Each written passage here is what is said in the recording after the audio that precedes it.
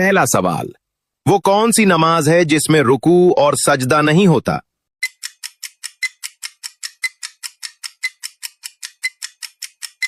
सही जवाब नमाज जनाजा।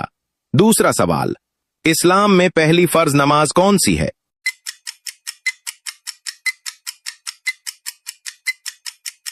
सही जवाब फज्र। तीसरा सवाल, दिन में कितनी फर्ज नमाजें हैं?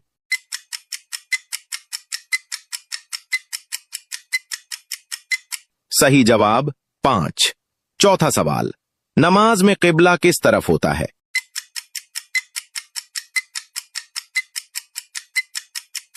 सही जवाब खाना काबा। पांचवा सवाल, नमाज की कुंजी क्या है?